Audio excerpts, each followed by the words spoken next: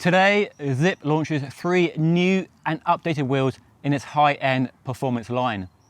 There's a new 404 Firecrest, the intimidating 858 NSW, and these wheels, which are the star of today's video, the 454 NSW wheels. So in this video, go through the details and changes and go for a spin because I've been riding them for the last few weeks on several test bikes, including this Specialized tarmac. The original 454 NSW wheels were launched in 2016 and gave us this radical sawtooth rim profile, the sort of which we'd never seen before, and all these years later still look radical and very distinctive. And the idea behind the concept is improved aerodynamic performance and better crosswind stability. But these new wheels have been fully updated in a number of ways. Firstly, they are substantially lighter, feature a much wider profile, and are now disc brake and tubeless compatible only. That's the headline stuff then. Let's dive into these wheels in a bit more detail and get them out on the road and see how they perform. Since these brand new wheels are tubeless only, I need a good tubeless sealant. And this video is sponsored by Orange Seal. Orange Seal is a premium sealant with a unique formula that coats the inside of the tyre and quickly plugs punctures big and small. It's also long lasting and stays a sealant in extreme temperatures. And using this handy dipstick, you can easily check the sealant level. It's a breeze to put in the tyres. Simply remove the valve core, use the supplied tube, and hey presto, you're good to go. It's actually been my go-to sealant for the last couple of years, so I'm happy to recommend it. It's available in all good bike shops, or you can find out more at their website linked down below. I've been really impressed with Zipp's latest wheels in the past year or so, like the 303 Firecrest and the more affordable 303 S wheels. And if you missed those reviews, links down below. And these are the best of the best. If you want the utmost performance, these are the wheels to choose. These are the company's flagship road racing all-out performance wheel, and really it's the culmination of the company's decades of obsession with getting the best aero performance and the best carbon fibre layout possible to create the best and fastest wheels. That pursuit of the best performance though does come with a fairly hefty price tag. A pair of wheels with a SRAM XD driver free hub, and I hope you're sitting down for this, will set you back £3,200. So not cheap at all. And if you want a cheaper set of wheels with Zipp labels on them, then the 303 S wheels are worth looking at because they retail for £1,000. Now there is a tubular version with glue-on tyres available, but these are a tubeless only, using the latest hookless rim profile that we've seen on previous Zipp wheels and other wheels from MV and Hunt and so on. We'll go into a bit more detail about hookless and the benefits in a moment. They're also much wider than the old wheels, up from 17mm internally to a massive 23, optimised for a 25mm race tyre because that's what most pros are using in the pro peloton. But as you can see, I've got some 28s and they fit really nicely on these wheels for real world cycling, which is what I do. The other big change with these wheels is the weight savings they found. A wheel set without rim tape and valves weighs 1,358 grams, which is just bonkers for such a deep section and wide rim. Really quite staggering stuff. And that weight is 400 grams lighter than the old wheels. And if you're not sure what 400 grams looks like, well, here's a jar of chocolate spread, give you some idea to contextualize that weight saving. Imagine having that in your jersey pocket and riding up a hill. I'd rather leave it at the bottom of the hill or have it on my toast in the morning than have it in the wheels. So very light wheels, considering how deep they are and wide as well.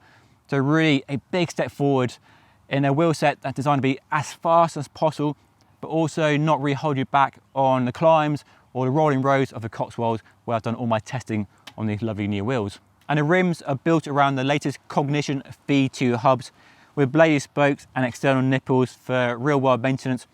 And we've got the latest axial free hub in there, and they reduced the number of parts to improve durability and decrease weight in the free hub as well. It gives really quick engagement, better durability and lower weight. So all the good things in this updated free hub and hub design. It's fair to say that tubeless road tyres have had a rocky few years. I know bad experiences have put lots of people off. But I think we're finally getting to a point in time in history when it's much, much easier and should be as good as it always promised to be way back in about 2007, 2008, when Shimano and Hutchinson first got together and introduced a road tubeless standard that wasn't widely adopted by the market. In the years since then, basically tyres and rims were designed to different standards, but now the standards have been updated by ISO and ETRTO, so they're all singing off the same hymn sheet, and that's what we have here. These brand new Goodyear Eagle F1 tyres and the 454 NSW wheels are designed to the same standards. And what that means is installation setup is an absolute breeze. It's as easy, or even easier perhaps, than a clincher and inner tube setup. There's no risk of pinching an inner tube between the rim and tyre. So these tyres went straight up onto the rims with no special tools or tricks of the trade, no special tubeless inflator or compressor, just a normal track pump like most of you have at home. Let's talk about Hookless then, a key feature of these new wheels, and contrary to some reports, it's not about profit margins. Founded in the mountain bike world, a hookless rim creates a smoother transition from rim to tyre, while the manufacturing results in a lighter and stronger rim, and does it while reducing costs, which are then passed onto the consumer as these new wheels are cheaper than the ones they replace. Lastly, tyre compatibility issues are fading away as more tyre brands are now adopting the latest industry standards. Now Zipp has been chasing aero performance for decades, hours and hours in the wind tunnel, out in the real world of pro teams it supports to find the best aero performance, innovating rim profiles and rim finishes with dimples and other various technologies unique to Zipp. But that's not the only story going on here, and a lot more that meets the eye. So Zipp has coined a phrase called total system efficiency, and peel away that layer of marketing, and there's actually some really common sense here that really adopts the latest trends and understandings in the wheel and tyre market, namely wide tyres, low pressures, and the benefits of tubeless. It's about considering not just wind resistance, but also gravity, rolling resistance, and vibration losses, and eking out as much performance in each area, tuned for each wheel set and its objective to give the best possible all-round performance. Being fast in a wind tunnel is no longer enough. They need to be fast in the real world as well, which is where tubeless and wide tyres at low pressures come in. A wide tyre gives a footprint that is shorter and fatter than a narrow tyre's long and narrow footprint. The narrow tyre deforms more than a wide tyre, and this friction robs you of efficiency. This also means more comfort, which is no bad thing either, especially here in the real world. There's also better puncture protection due to a bigger chamber of air between you and the road surface, and a tubeless sealant as well for thorns and flints. So I think it's fair to say that many of us, not everybody, is fully on board with the idea, the concept of a wider tyre run at low pressures. Gone are the days of pumping up a 23mm tyre to 120 psi and being shaken and rattled around your local roads. Wide tyres at low pressure give a much smoother ride, and the latest studies show that the rolling resistance is often better than a narrow tyre at high pressures. And here in the real world, comfort is just as important as speed. To help me really optimise the tyre pressure for these and test at different tyre pressures, higher and lower than the recommended settings, I'll be using these Tyre Bluetooth tyre pressure sensors, which connect to my smartphone and give me live and accurate tyre pressure monitoring. It's quite an expensive way of going about it and a bit more luxurious than using a very simple pressure gauge, but it is a neat bit of technology. And while it looks a bit funky the way it's attached to the valve, on the mountain bike version it's better integrated into the rim. I'm sure in the future, in a few years' time, this technology will be embedded within the rim or the tube valve and you won't even notice it.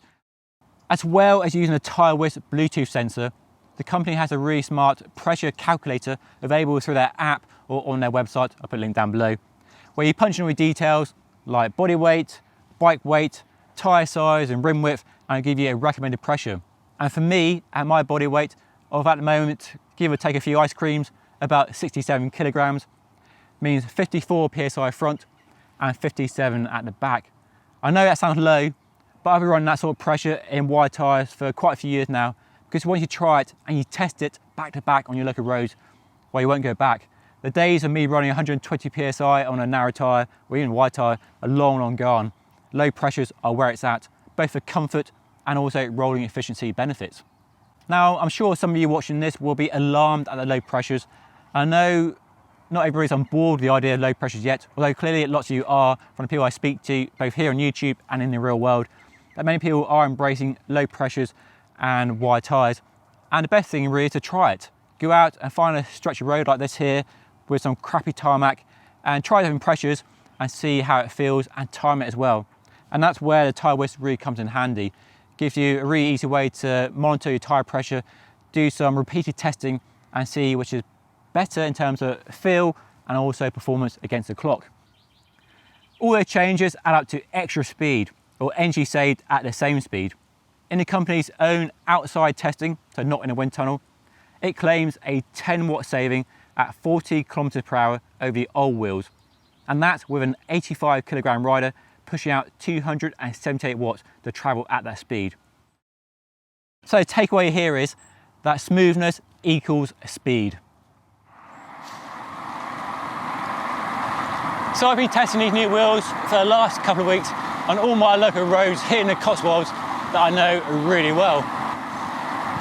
And while it's difficult quantifying, validating aero products here in the real world with all its variables, using a power meter and heart rate, and using all my experience, I can definitely really get into what these wheels are all about and how fast they really are.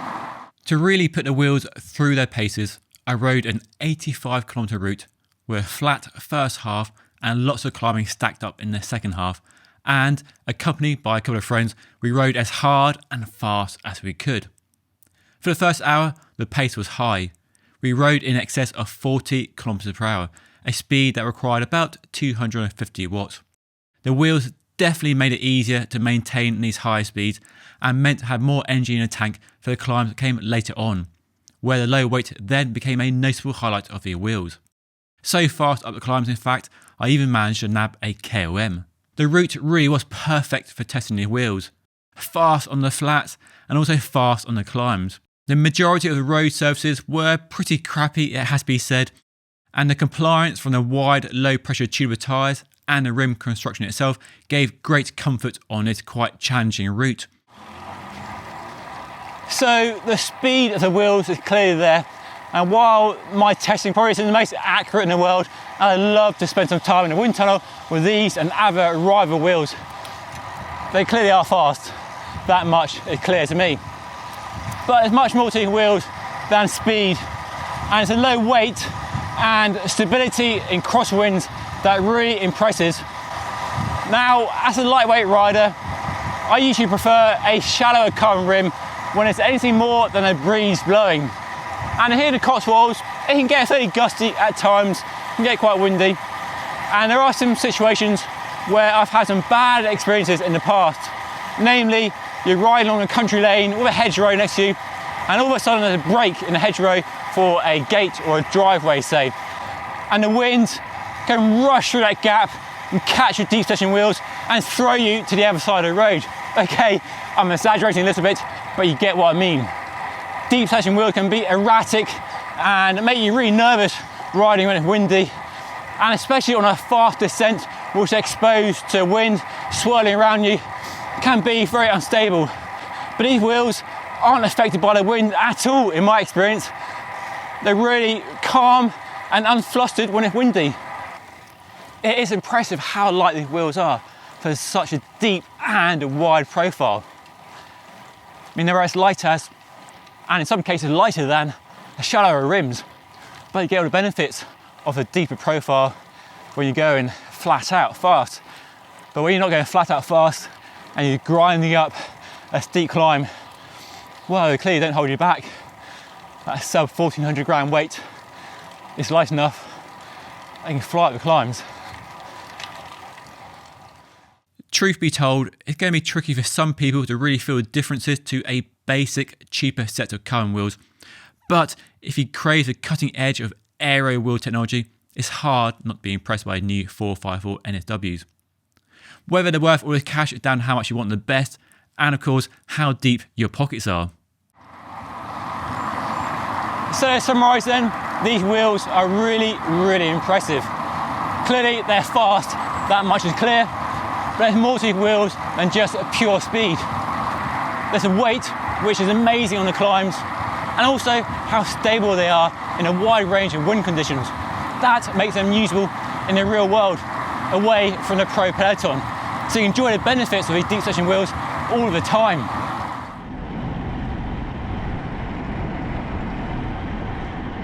If you want the best of the best then, these wheels should definitely be on your shortlist. The only real problem is figuring out how you can afford them. I can't, so going back, but I definitely would buy them if I had the money. They are superb wheels.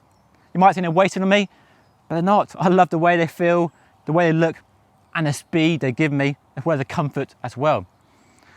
Right, one last spin before I go back. Thanks for watching. See you next time.